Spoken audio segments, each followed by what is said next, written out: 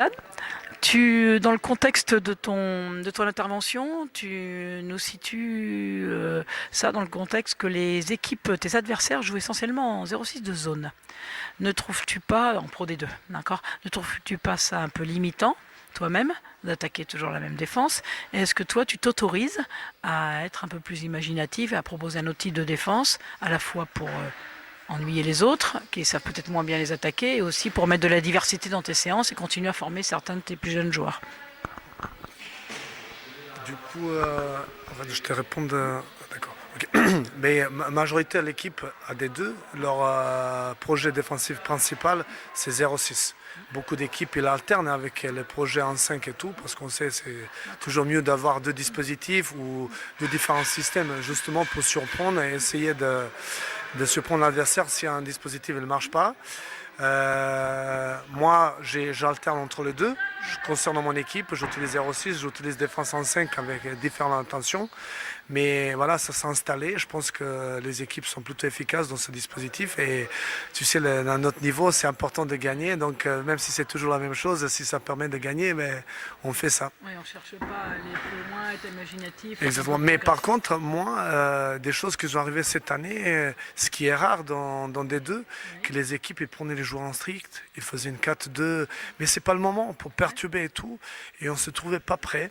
Donc moi, dans mon travail quotidien, surtout sur le jeu d'échauffement et tout, j'ai mis en place des petits jeux ludiques où on était plus dans le comportement homme à homme, où il fallait jouer un peu pressing, jouer un petit peu pour développer aussi des savoir-faire chez le joueur porteur de balle et non porteur, justement s'il y a un changement imprévu par rapport aux vidéos qu'on a fait et tout, parce qu'il y a beaucoup d'adversaires justement, ils jouent sur le surprise.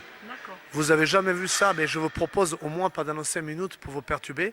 Et moi, je trouvais ça intéressant et ça développe une autre qualité de duel, de débordement, etc. Et même s'il y a des équipes qui défendent à 0,6, mon expérience à moi, c'est qu'on a besoin de travailler le duel parce que souvent on se retrouve aussi, même si c'est 0,6, on n'exploite pas tout le temps facilement les intervalles. Des fois, on est obligé de les créer aussi avec un peu le duel et tout. Donc, je pense que c'est important. C'est exactement ce que je pense et c'est intéressant comme réponse. Et par contre, c'est surprenant quand même parce qu'on est beaucoup dans la homme à homme, dans la formation à la française et à haut niveau sur de la homme à homme aussi dans nos spécificités. Et là, on parle beaucoup de zones. Donc toi, tu prends effectivement le temps de travailler aussi la homme à homme. Je te dis, moi, je travaille beaucoup le duel parce que même si 0,6, on dirait que c'est pas une défense où on est vraiment exposé au duel parce qu'il y a beaucoup d'entraide, etc. Mais moi je trouve que de travailler le duel, ça encourage le défenseur. Même si on est dans le comportement de zone où on a besoin de flottement, etc., ça encourage. Et on a beaucoup de petites adaptations dans notre jeu de projet défensif où on demande forcément à un joueur de se désaligner et s'il se désaligne beaucoup, il est exposé au duel et s'il est exposé au duel, il faut qu'il tienne. Il est isolé, il faut qu'il tienne ce duel. Donc aujourd'hui, on parle beaucoup de zones, mais on a parfois des comportements mixtes où on demande à un joueur de faire une tâche parce que c'est un joueur qui est dangereux de tir de loin. Il faut qu'on se désaligne et tout, et ce joueur il est capable de peut-être de déborder, mais il faut qu'on résiste dans le duel. Donc je pense que c'est important de travailler l'adaptation et le duel pour moi, même si on est dans la zone, c'est important parce que ça développe en qualité chez les défenseurs le courage si on travaille le duel. Responsabilisation.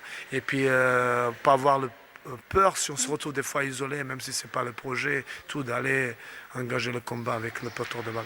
Ok, merci Néa.